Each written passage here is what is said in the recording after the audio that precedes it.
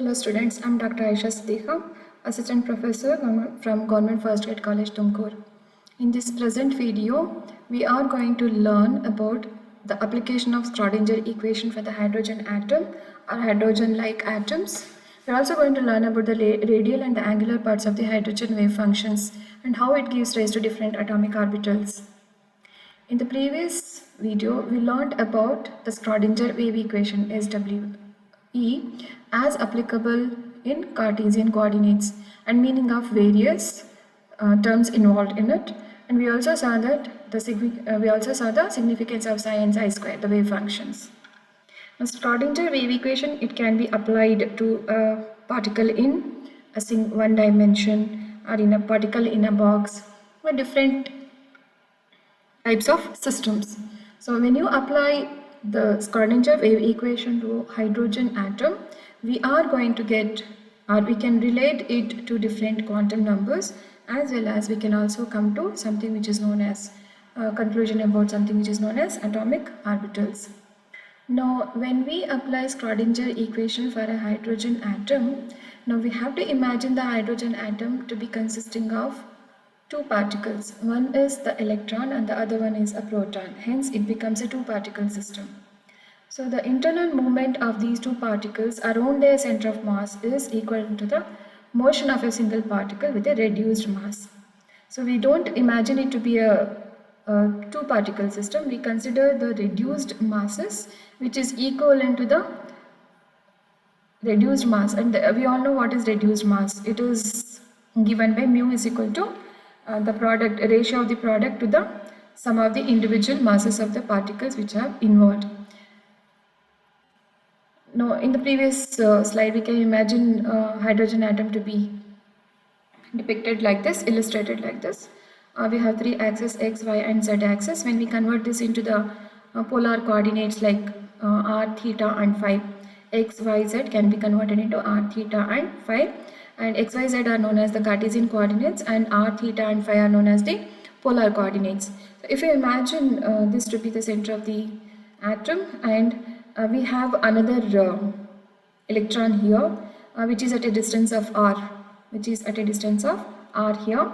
Now we can define theta to be the distance between the angle between the z axis and r here, and phi is the angle between these two.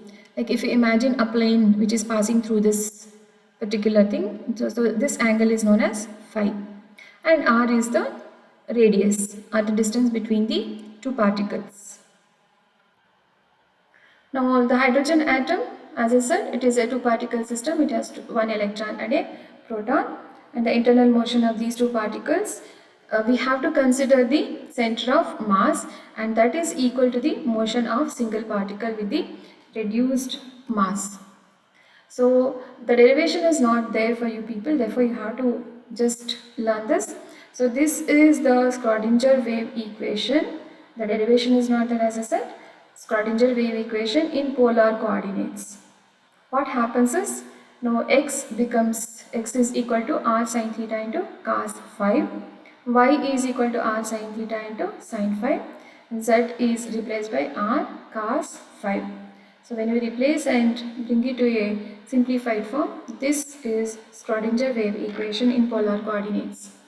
Now when we substitute the value of V, that is the potential energy, and multiply the whole entire equation by r square sin theta, we are going to get this equation where r, theta and phi are known as the polar coordinates. Small r is the length of the radius vector which I showed just now. Theta is the angle between the radius vector and z axis, that is polar angle, we call this as polar angle, and phi is the angle between the projections of the radius vector, and this whole equation is known as radial equation. So one thing that we have to remember is Schrodinger wave equation can be associated with principal quantum number, azimuthal quantum number, as well as magnetic quantum number. You cannot find out spin from this particular equation. Now this is once again another way of depicting the hydrogen atom. So this is the center. We have the electrons at a distance r here. So if you imagine the three axes here, 1, 2 and this 3. So theta is the distance between this radius vector and the z-axis, and phi is its projection here, and the distance, this is phi, and r is here. So in terms of this, we have the equation which has been written one more time here. Now the Schrodinger equation for hydrogen atom, when we solve it, can be separated into three different equations. First part, second part, and the third part. One is known as azimuthal equation, the second one is the polar equation, the third one is radial equation. So when we solve these three equations, which can be written individually like this, each part 3, 4 and 5 has been written. When we solve this, we are going to get the azimuthal quantum number and also the magnetic quantum number. It's not going to the details of this much.